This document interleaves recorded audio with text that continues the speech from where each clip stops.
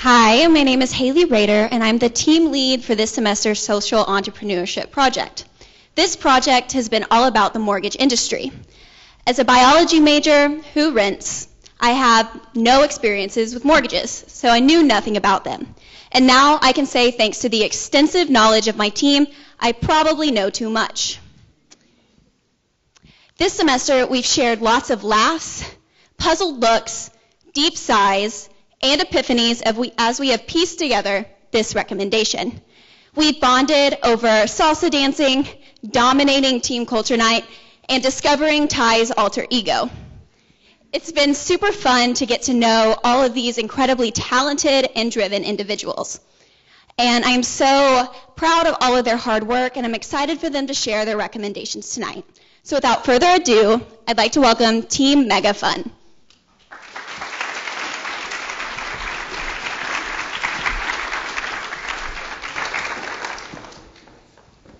Throughout this semester, our team has developed a plan that will enable MetaFund to fund the construction of 131 homes for low-income families across the United States.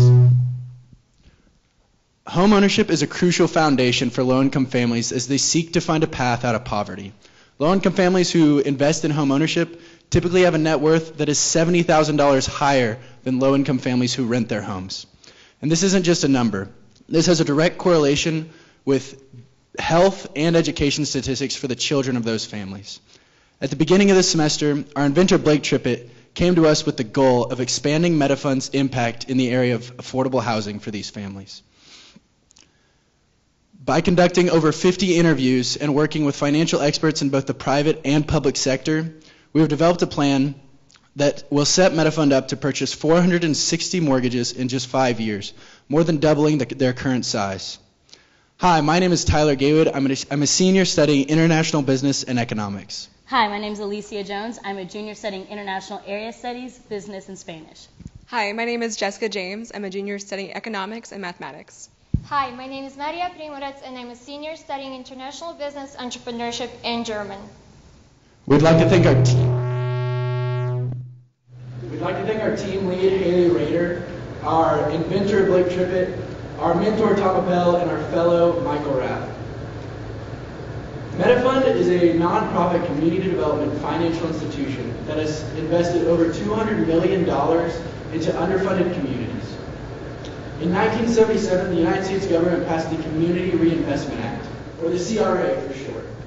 The CRA requires banks to invest in all areas of the communities in which they are located, including those low-income areas that they might otherwise avoid. The problem with this program is that these banks often didn't know the best ways to invest in these low-income areas and maximize their social impact. This is where MetaFund comes into the picture. MetaFund was created to act as an intermediary between these banks and the communities that they seek to serve through CRA. MetaFund receives those CRA funds at a low interest rate from banks and then reinvests them using 4 investment strategies that strategically impact communities in a social way. MetaFund is a nonprofit, but it does not receive direct donations. Instead, it makes its revenues off of the social investment that it makes. Any additional revenue is always reinvested back into their social projects. The project that we have been focusing on this semester is their partnership with Habitat for Humanity. As you can see in this flowchart, MetaFund receives cash from banks and then uses that cash to purchase portfolios of loans from Habitat for Humanity affiliates. With the cash from that transaction, Habitat for Humanity affiliates can construct more homes for families who are in need right now of affordable housing. In turn, those families begin making their monthly mortgage payments to MetaFund, which creates the sustainability as MetaFund seeks to expand this program. The plan we have developed will enable MetaFund to purchase 461 loans in just 5 years, more than doubling their current size. In order to accomplish that, we have derived a standardized pricing methodology that will enable MetaFund to negotiate the profit margin in those transactions. Furthermore, we have segmented a $360 million market and developed a 5-state market entry plan. And finally, we have identified new sources of funding that MetaFund can use to fund the $11.5 million needed to make this program happen. Next, I'd like to pass it off to Alicia Jones to talk about that pricing methodology. Thank you, Tyler. As Tyler mentioned, our team has developed a tool for MetaFund to use when standardizing their purchases from Habitat for Humanity. If MetaFund uses a cost-plus model, they will be able to standardize their purchases from MetaFund. Let's look at a representative loan for $63,000. We've conducted interviews with financial professors on the university's campus in order to account for 3 different costs. As you can see, this $63,000 that Habitat for Humanity prices the loan at will be purchased at a $25,000. This accounts for the 3 different costs that are associated with this purchase. The first cost is the cost of capital, which is basically the interest on borrowing money from different organizations, whether they're foundations or banks. Secondly, you can see that we have accounted for risk. There's risk associated with purchasing these mortgages, such as inflation, maturity, or delinquencies. Thirdly, we've accounted for a $17,600 opportunity cost as well as reinvestment costs. This will enable MetaFund to continue investing in the community surrounding them, as well as helping Habitat build more homes. Having a standardized cost method or pricing method will enable MetaFund to continue expanding its mortgage purchasing program, as well as help Habitat build more homes. Ty mentioned a $360 billion market. That market is going to be completely Habitat because, as we found from interviews with NeighborWorks or community developed frameworks, that MetaFund can only partner with Habitat for Humanity organizations because they are the only ones who have the operations as well as holding the mortgages to purchase from Habitat. As you can see, MetaFund should enter into the 521 high-performing mortgage market within the set states. There's almost a $1 billion seasoned mortgage market that MetaFund should enter into these states. Seasoned mortgages can be defined as mortgages that are 7 to 10 years old.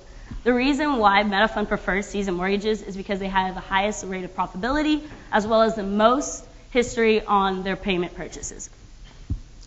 Figuring this out, we realize that there's high-performing and low-performing mortgages within these seasoned mortgages. High-performing mortgages are the ones that have low delinquency as well as low default rates. Within the top 5 states that our team has found, there's a $45 million high-performing mortgage market, which translates into 512 high-performing mortgages from Habitat for Humanity.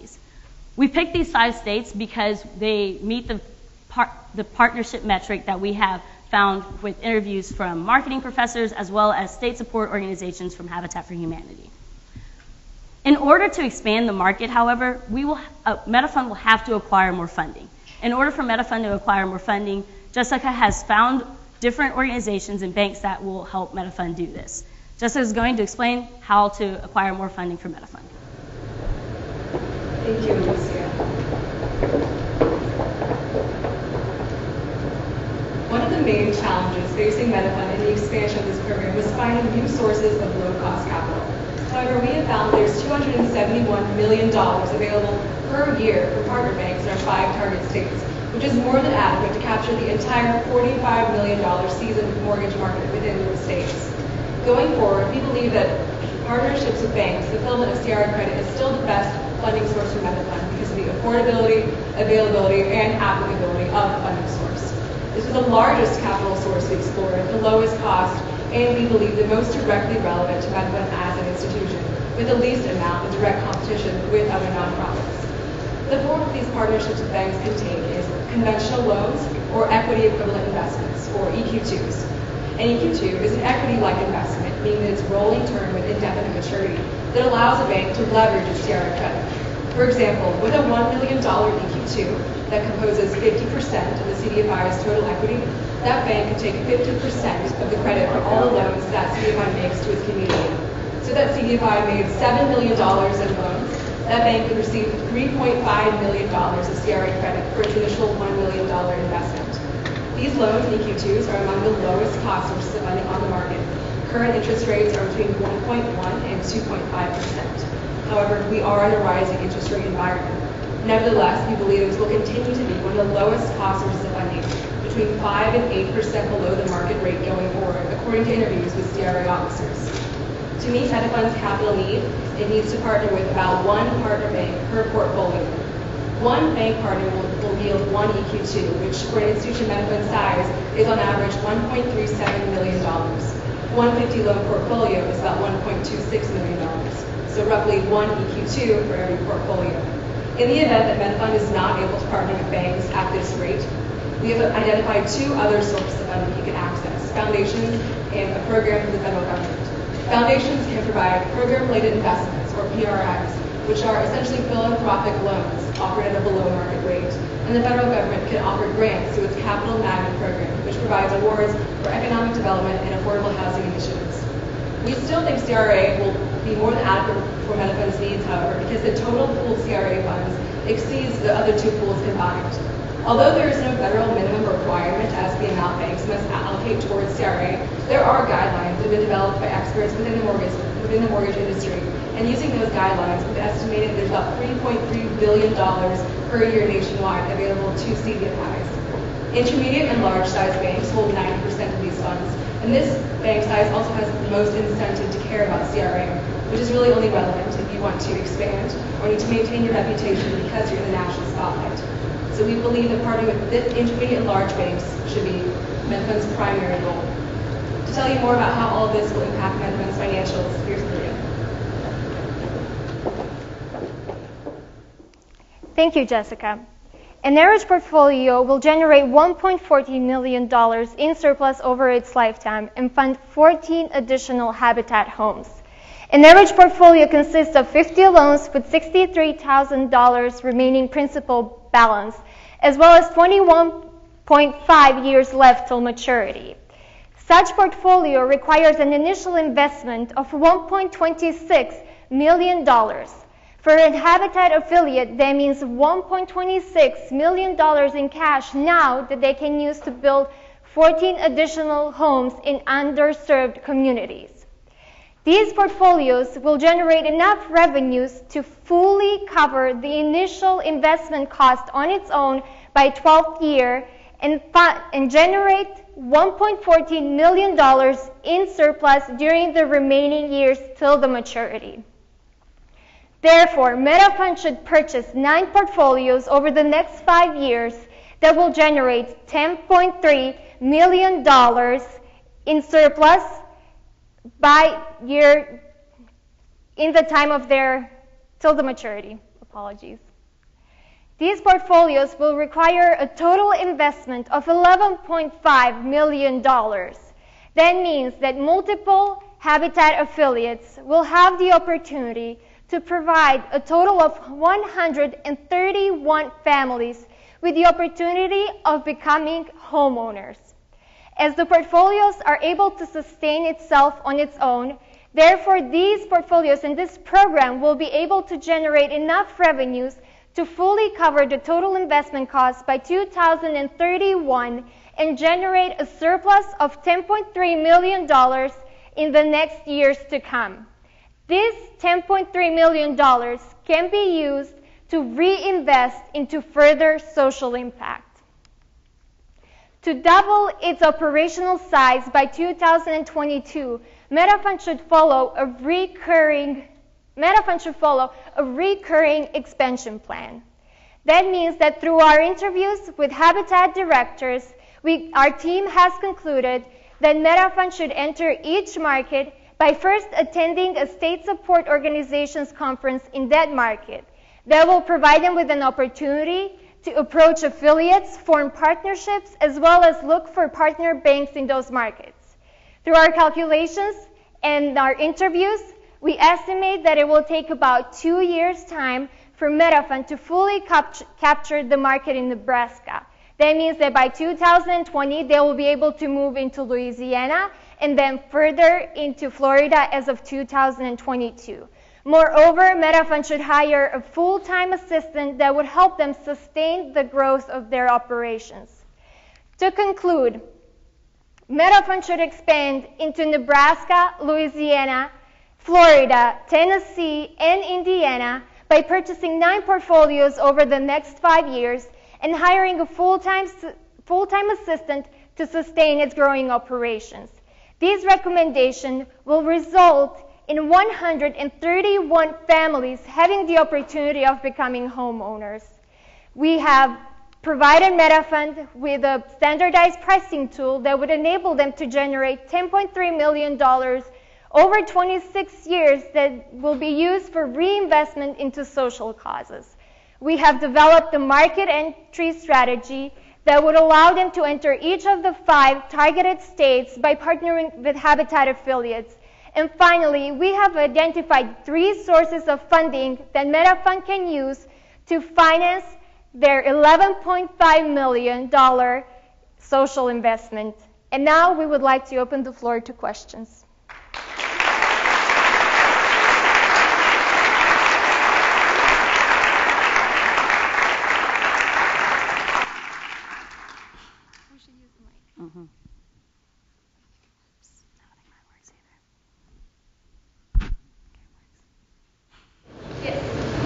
What type of on-the-ground presence does it take for MetaFund to manage these mortgages as well as acquire the loans in these various states to purchase those mortgages, and we envision that being sustainable for MetaFund to do that across 4 or 5 different states by 2020?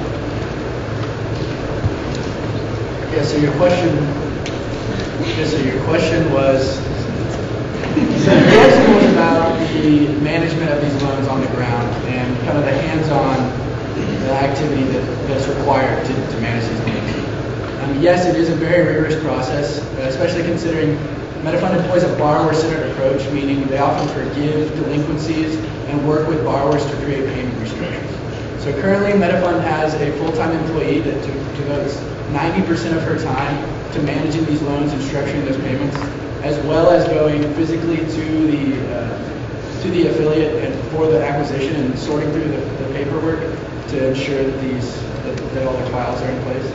And right now we've identified that her capacity is about 60 more loans. And because of that, we've recommended that they look into hiring a new full-time employee by 2019. Yes. Questions for Jessica. All the money seems to come from banks that are subsidizing it because of some type of a government program, or donations from Muslim institutions. None of the money is coming from the private sector as a real investment. But you should be able to calculate some type of a rate of return on the project, looking at it that way. What percentage of the rate of return is actually because of the government's intervention through the tax policy that has created the funds that you're using for this activity? Your question was about banks' incentives to partner with MetaFund and feasibility of this program without those bank partnerships and that government banking. You are correct in that there is currently no private sector funding. This is because the interest rates available in the private sector are not feasible for MetaFund. The interest rates are too high. As to the internal rate of return, we've worked in a 5% reinvestment surplus within our total discount rate for our present value discount, teasing out how much of that can be attributed to our capital source. We have not yet attempted to do that, but within the total 10.54% discount rate, we have a 2% capital cost. Does that answer your question? Yes, as a follow-up. Would this whole thing completely collapse if it wasn't for the government intervention through the tax policy and through the CRM program?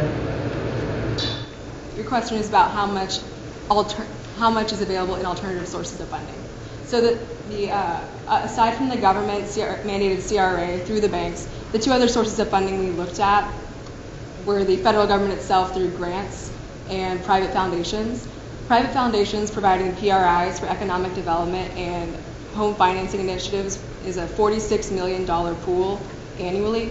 We only need about $1.26 million per portfolio. So we could finance this purely through private foundations if we had to, but those are competitive grants. This is a newer field, So it is better to partner with banks currently because the pool is so large and because there is such a strong incentive for banks to partner with MetaFund at this point. It's mutually beneficial.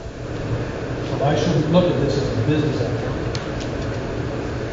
It is a business activity because it is generating a reinvestment surplus. We're not taking donations per se, though we are participating in or taking advantage of, as I guess you would say, of federal law that allows us to access below market funds.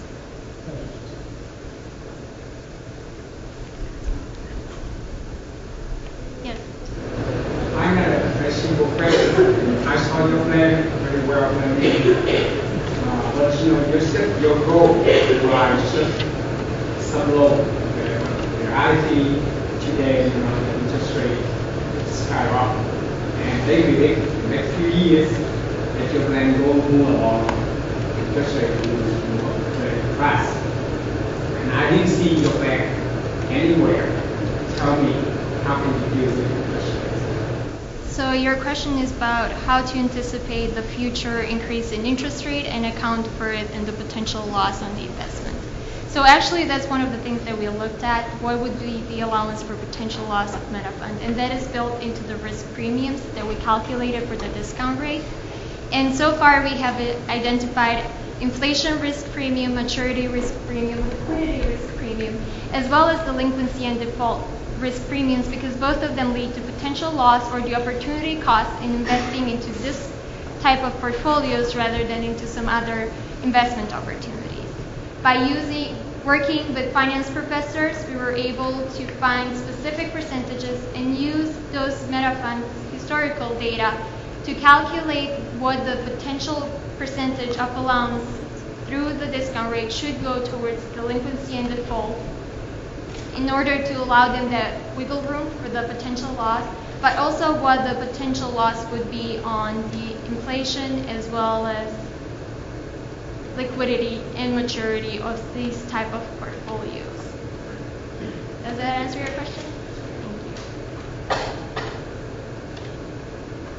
We have time for one more question. Yes. If the program is successful and the community develops around it and increases property values, what's your estimate for increasing asset value and potential sale? Your question is about how increasing property values would affect the value of MetaFund's assets that it's holding. That isn't something that we looked at. We feel that it's not relevant because MetaFund does not resell these mortgages on the secondary mortgage market. It holds them until maturity.